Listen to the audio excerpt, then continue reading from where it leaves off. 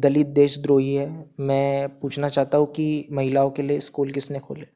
कि रिजर्वेशन ने देश को बर्बाद कर दिया है। इसका मतलब कि जनरल कैटेगरी का कोई आदमी करप्ट नहीं होता? कुछ कॉमन मिथ्स होते हैं उनके अंदर रिजर्वेशन को लेकर। कुछ जो छात्र है वो रिजर्वेशन को पूरी तरह गलत मानते हैं।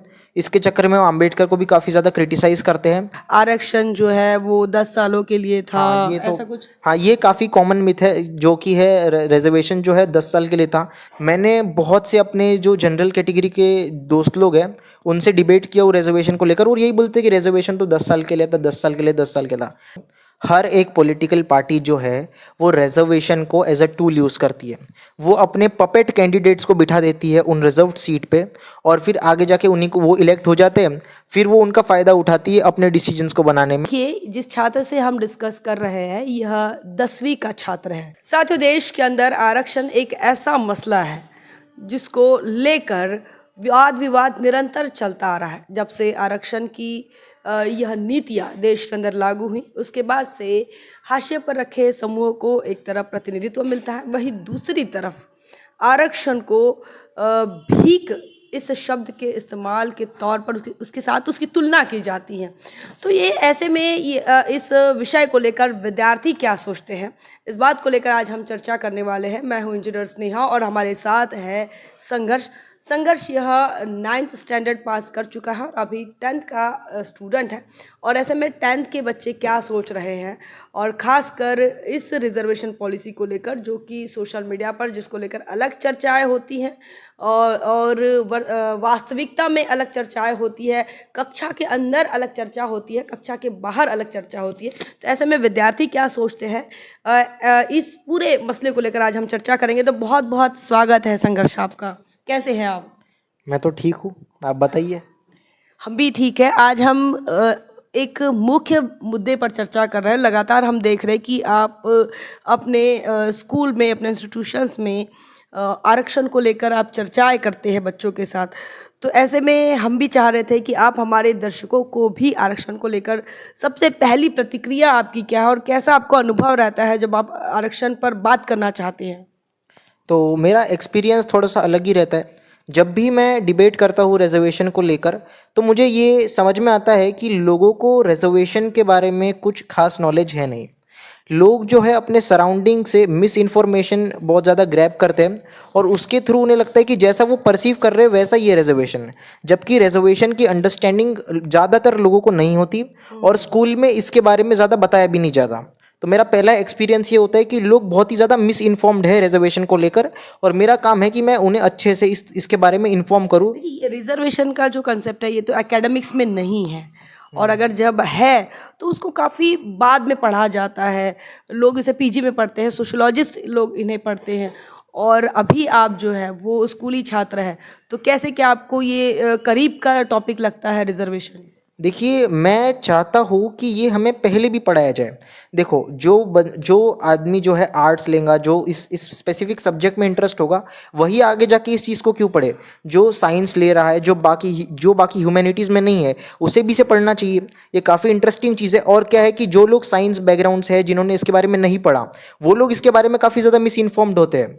उनको भी इसके बारे में बतानी चाहिए। रिजर्वेशन जो है उसके बारे में हमें स्कूल में ही पढ़ाना चाहिए, ताकि बच्चे आगे जाकर इसके बारे में चीज़ें अलग गलत धारणाएं ना बना ले। क्या लग रहा है संघर्ष, क्या मिस इन्फॉर्मेशन होती है बच्चों के पास रिजर्वेशन को लेकर, आरक्षण को लेकर? क्या आपका क्या अनुभव है? मेरा अनुभव ये है कि कुछ कॉमन मिथ्स होते हैं उनके अंदर रिजर्वेशन को लेकर। कुछ जो छात्र है वो रिजर्वेशन को पूरी तरह गलत मानते हैं। इसके चक्कर में वो अम्बेडकर को भी काफ़ी ज़्यादा क्रिटिसाइज़ करते हैं। उन्होंने रिजर्वेशन के बारे में कुछ ज़्यादा पढ़ा नहीं होता, वो अपने फैमिली से इसके बारे में सुनते हैं और फिर अलग ही अपनी धारणाएं बना लेते हैं। ये मेरा एक्सपीरियंस मिस है। इन्फॉर्मेशन मतलब आरक्षण जो है वो 10 सालों के लिए था, ऐसा कुछ। हाँ, ये काफ़ी कॉमन मिथ है जो कि है रिजर्वेशन जो है 10 साल के लिए था, जिसे भी मैं अभी डिबंक करूँगा। इसके साथ साथ भी कई होते हैं जिसे भी आगे जाके हम इस वीडियो में डिस्कस करेंगे। तो क्या लग रहा है 10 सालों के लिए अगर ये रिजर्वेशन नहीं था तो आप कैसे इस बात को कैसे अपनी बात को रखते हैं कि ये 10 साल के लिए नहीं था? देखिए बात ऐसी है कि कॉन्स्टिट्यूएंट असेंबली की काफ़ी सारी डिबेट्स हुई थी और जिसमें रिजर्वेशन को लेकर भी डिबेट हुई थी। तो ये जो 10 साल वाली चीज़ है ये काफ़ी ज़्यादा मिस इंटरप्रेट की जाती है। मैंने बहुत से अपने जो जनरल कैटेगरी के दोस्त लोग हैं उनसे डिबेट किया वो रिजर्वेशन को लेकर और यही बोलते हैं कि रिजर्वेशन तो 10 साल के लिए था, 10 साल के लिए, 10 साल के था। जो मेरे ऑडियंस है जो भी मेरे को सुन रही होंगी, मैं भी उनसे आपसे इसी चीज़ के बारे में पूछूंगा कि भाई आपका सोर्स क्या है। मतलब मैं आपसे ये चीज़ पूछना चाहता हूँ कि आप किस बेसिस पे, कि आपका सोर्स क्या है, आप ये किस तरीके से, आपने कहाँ से ये नॉलेज ली है, पहली चीज़। और दूसरी चीज़, मेजॉरिटी ऑफ द लोग जो है वो इसका कॉन्टेक्स्ट नहीं बताते कि किस कॉन्टेक्स्ट में ये चीज़ बोली गई थी। अब मैं आपको बताता हूँ, कॉन्स्टिट्यूएंट असेंबली की डिबेट हुई थी जिसमें ये चीज़ बोली गई थी।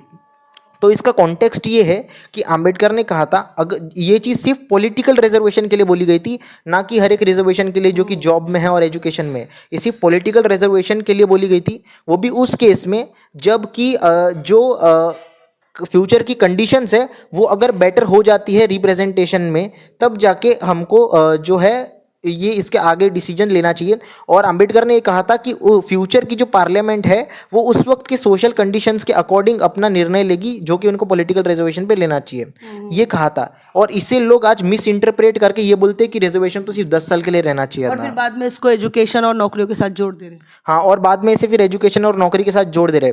और जहाँ पे बात है पॉलिटिकल रिजर्वेशन की भी, तो आज आप देखो ये स्टेटमेंट लगभग 1950 में ली गई थी।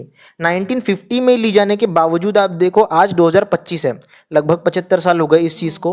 मुझे बताइए कि क्या आज भी पॉलिटिकल रिजर्वेशन को अच्छे से यूज़ किया जा रहा है, कम्युनिटीज़ को अच्छे से रिप्रेजेंट किया जा रहा है? अगर आप मुझसे पूछेंगे तो मैं बोलूँगा नहीं किया जा रहा। क्यों आपको लग रहा है हर पॉलिटिकल पार्टी रिजर्व सीटें देती हैं और हर पॉलिटिकल पार्टी के पास शेड्यूल कास्ट, शेड्यूल ट्राइब के लिए और इवन अब तो ये भी कहेंगे कि ओबीसी के लिए भी एक अच्छा प्रतिनिधि होता है जो कि चुन कर जाता है? यह हमें देखने में लगता है। मैं आपको एक रियलिटी बताता हूँ, हर एक पॉलिटिकल पार्टी जो है वो रिजर्वेशन को एज अ टूल यूज़ करती है। वो अपने पपेट कैंडिडेट्स को बिठा देती है उन रिजर्व्ड सीट पे और फिर आगे जाके उन्हीं को वो इलेक्ट हो जाते हैं, फिर वो उनका फ़ायदा उठाती है अपने डिसीजंस को बनाने में, ठीक है। और इन्हें हमेशा एज अ टूल यूज़ किया जाता है। मैं खुद भी, अगर आप लोगों से पूछेंगे कि आप किसी ऐसे SC ST पॉलिटिशियन को बताइए जो कि बहुत ज़्यादा वोकिस्ट हो, जो बहुत ज़्यादा पार्लियामेंट में बात करता हो SC ST के राइट्स के बारे में, आपको नहीं मिलेंगे, मेजोरिटी ऑफ देम नहीं मिलेंगे। वो सिर्फ चाटुकार है जो उस पार्टी के से रिलेटेड ही बात करते हैं, उसके अलावा उनका कोई इंटरेस्ट नहीं होता, उनको बस पार्टी से पैसे मिलते रहते हैं, वो अपना खुश होते हैं। वो SC STs के राइट्स के बारे में बात नहीं करेंगे, वो उनके रिलेटेड जो भी प्रॉब्लम्स है डिस्क्रिमिनेशन के ऊपर बात नहीं करेंगे। उनका काम होता है वो बस अपने पार्टी की सुनते हैं। इसलिए ये पॉलिटिकल रिजर्वेशन सक्सेसफुल नहीं है आज के डेट में। अच्छा चलो, पॉलिटिकल का तो ये हो गया। अगर हम देखते हैं एजुकेशन की बात करते हैं, एजुकेशनल रिजर्वेशन को लेकर आप कैसे देख रहे हैं? और इसी के साथ साथ नौकरियों में जो है रिजर्वेशन उसको लेकर, चूँकि ये तो काबिलियत की बात होती है, ऐसा कहा जाता है, चर्चाएं ऐसी होती है आमतौर पर कि जो काबिल नहीं हैं बावजूद इसके इन्हें रिजर्वेशन के भरोसे पर इन्हें अच्छी नौकरियां मिल जाती है, ये डॉक्टर इंजीनियर बन जा रहे हैं, ये ऑफिसर्स बन जा रहे हैं। क्या सोच रहे हैं आप? पहली चीज़ तो काबिलियत जो है वो बहुत ही सब्जेक्टिव चीज़ है। आप ऐसा नहीं कह सकते कि इस कास्ट के पूरे लोग तो ऐसे ही है, या सवर्ण कास्ट के पूरे लोग तो जो है काबिल ही है, या इस कास्ट के पूरे लोग काबिल नहीं है। ये काफ़ी सब्जेक्टिव चीज़ है। और ये स्टीरियोटाइप करना कि किसी एक कम्युनिटी के लोग जो है वो काबिल नहीं है, ये बिल्कुल ही गलत चीज़ है। अभी जैसे जाति को बताते कि इस जाति के लोग काबिल नहीं है। जैसे अभी देखिए हमारे जो चीफ जस्टिस बने हैं गोगोई सर, वो भी तो हमारी कम्युनिटी के हैं, दलित कम्युनिटी के। तो काबिल तो हमारी कम्युनिटी में काफ़ी लोग हैं, लेकिन ये बहुत ही बड़ा स्टीरियोटाइप है कि हमारे कम्युनिटी के लोग काबिल नहीं हैं।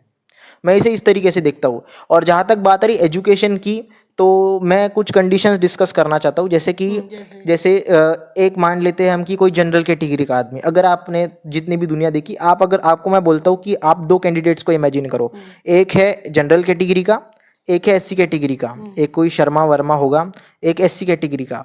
अब एक तरफ वो आदमी है जो कि हो सकता है मिडिल क्लास भी हो सकता है, रईस भी हो, लेकिन वो बेटर एजुकेशन ऑप्ट कर पा रहा है, और मैक्सिमम केसेस में 70-80% में वो अच्छी एजुकेशन ऑप्ट कर पा रहा है, अच्छी कोचिंग से जा रहा है, तो उसके एजुकेशन में आगे बढ़ने के चांसेस बहुत ज़्यादा होते हैं। बल्कि अगर आप एससी एसटी कम्युनिटी में देखोगे तो मेजॉरिटी ऑफ द लोग जो है वो अच्छा एजुकेशन ऑप्ट नहीं कर पा रहे, अच्छी कोचिंग ऑप्ट नहीं कर पा रहे, मेजॉरिटी ऑफ द केसेस। अब कुछ रेयर केसेस भी होते हैं जिन्हें बड़ा चढ़ा कर जो जनरल कैटेगरी के लोग हैं वो दिखाते हैं कि देखो रिजर्वेशन तो गलत है, लेकिन उसके अलावा आप देखो तो मेजॉरिटी ऑफ द लोग हैं जो अच्छे से एजुकेशन ऑप्ट नहीं कर पा रहे। तो अगर इन्हें रिजर्वेशन मिल रहा है तो इसमें प्रॉब्लम क्या है?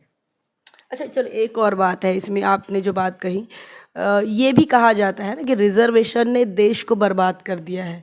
ये मिथ है या ट्रुथ है?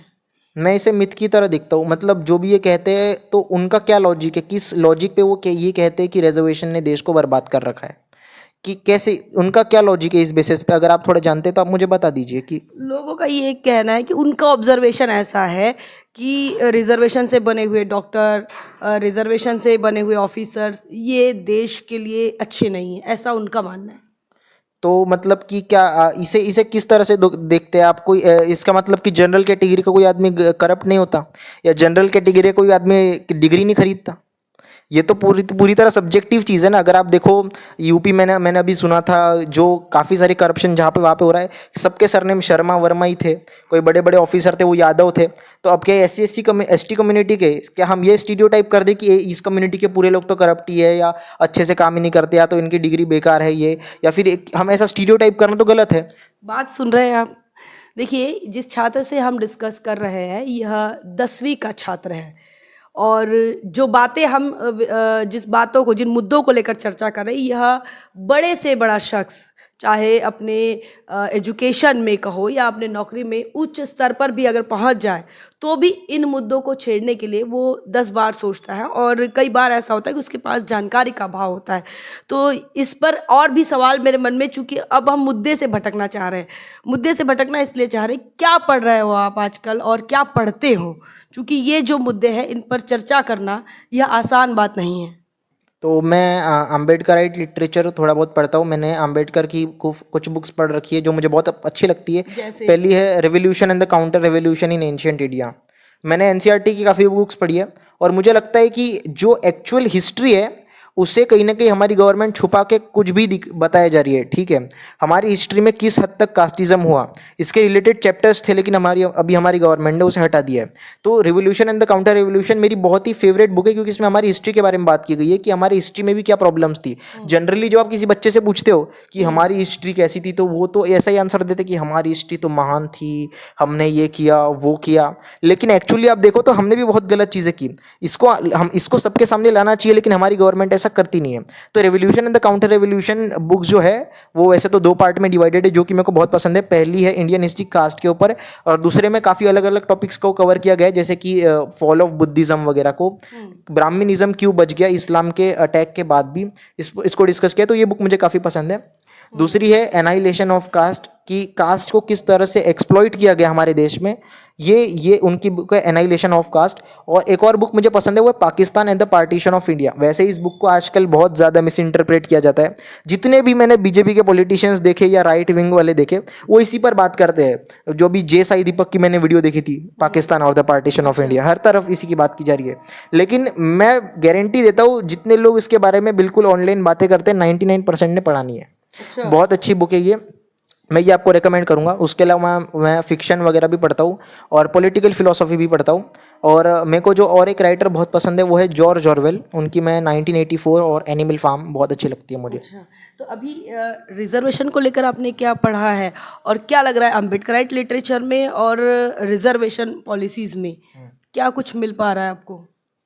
देखिए काफ़ी सिमिलैरिटीज़ है रिजर्वेशन में, और अगर हम अम्बेडकराइट लिटरेचर की बात की, क्योंकि अम्बेडकराइट लिटरेचर जो है, जो एक्सप्लॉइटेशन हुआ और किस तरह से सिचुएशन को इम्प्रूव किया जा सकता है उस पर बात करता है। और जो रिजर्वेशन है वो रिजर्वेशन को एज ए टूल हम यूज़ कर सकते हैं ताकि हम अपनी कम्युनिटी के लोगों को आगे ला सकें। ये मैं इसमें सिमिलैरिटी ढूंढता हूँ। अच्छा, देखो, इनहेलेशन ऑफ कास्ट आपने भी पढ़ी है, साहब मान्यवर कांशीराम साहब ने भी पढ़ी है। क्या मिला, क्या खास बात आपको लगी, और क्या सॉल्यूशंस है कास्टिज्म को खत्म करने के, ऐसा कुछ है उस किताब में? ऐसा मैं स्पेसिफिकली तो कुछ बता नहीं सकता, क्योंकि मेरा भी अभी थोड़ा ऐसा है कि अब मैं थोड़ा छोटा ही उम्र में, तो मेरे एक्सपीरियंसेस थोड़े वैसे हैं नहीं। लेकिन जहाँ तक बात लगती है इसके सल्यूशन की, तो देखो सल्यूशन कभी एक तरफा तो हो नहीं सकता, हर एक कम्युनिटी को आगे आना पड़ेगा इसके सल्यूशन के लिए। हाँ, सबको बात करनी पड़ेगी। जो मेरे को जो पर्सनली लगता है वो है कि हमें कास्ट प्राइड ख़त्म करनी पड़ेगी। कास्ट प्राइड आपने देखा होगा कि लोग अपने गाड़ियों पे लिखवाते हैं, अपनी इंस्टाग्राम की आईडी पे लिखवाते हैं कट्टर हिंदू, क्षत्रिय, ब्राह्मण। मुझे लगता है इनको डिटेल में स्टडी करने की ज़रूरत है कि इनके एंसेस्टर्स ने क्या किया था हमारे इंडिया में।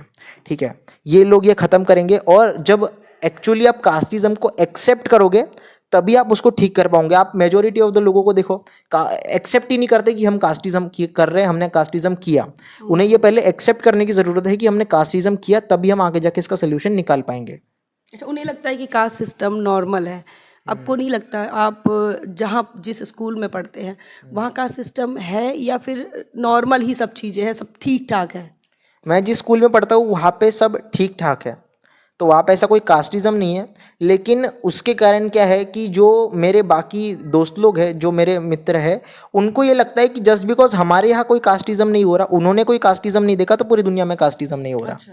उन्हें ऐसा लगता है, जो कि थोड़ी प्रॉब्लमेटिक चीज़ मेरे को लगती है।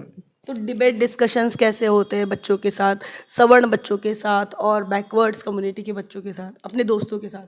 उनके साथ डिस्कशंस अच्छे ही होते हैं, और वो भी काफ़ी आगे की सोच ही रखते हैं। बस उनके साथ प्रॉब्लम ये होती है कि वो उन्होंने उतनी ज़्यादा डिस्क्रिमिनेशन देखा नहीं होता, तो उनके एक्सपीरियंसेस काफ़ी अलग होते हैं। तो उन्हें ऐसा लगता है कि जस्ट बिकॉज हमने नहीं देखा, तो वो उनको लगता है कि डिस्क्रिमिनेशन का हो ही नहीं रहा। मैंने बहुत डिस्कशंस किए, बहुत डिबेट्स भी किए, और इसमें मैंने ये चीज़ बहुत ऑब्जर्व की हो, जस्ट बिकॉज उन्होंने डिबेट डिस्कशंस कभी किए नहीं और उन्हें ज़्यादा देखा नहीं डिस्क्रिमिनेशन को, तो उन्हें लगता है कि दुनिया में कहीं नहीं हो रहा।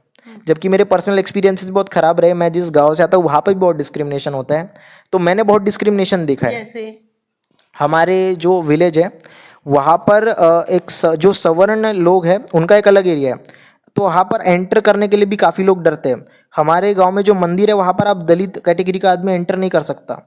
हमारे यहाँ पे अगर आप अपर कास्ट फैमिली में मैरिज करते हो, तो जो अपर कास्ट का आदमी होता है उसके ऊपर उनके समाज के लोग काफ़ी ज़्यादा फाइन वाइन लगाते हैं। अच्छा, मतलब इंटरकास्ट मैरिजेस को भी अलाउ नहीं कर रहे? हाँ, हमारे गांव में इतना सब मैंने देखा है, तो इसीलिए मेरा ये ओपिनियन है कि रिजर्वेशन सही है। या फिर जो भी लिटरेचर आप पढ़ रहे हैं उस लिटरेचर का आपको लग रहा है कि कुछ प्रासंगिकता है, चाहे एनालिसिस ऑफ कास्ट हो, रिवॉल्यूशन एंड काउंटर रिवॉल्यूशन है, हालांकि आपने रेफरेंस तो दिया है किसी भी मुद्दे पर, फिर भी लोग कहते हैं कि अब ये तो इनका कुछ काम नहीं है, सब कुछ वेल एंड गुड है, ऐसे में इन चीज़ों की जो उपयोगिता है वो कम हो गई है, क्या लग रहा है?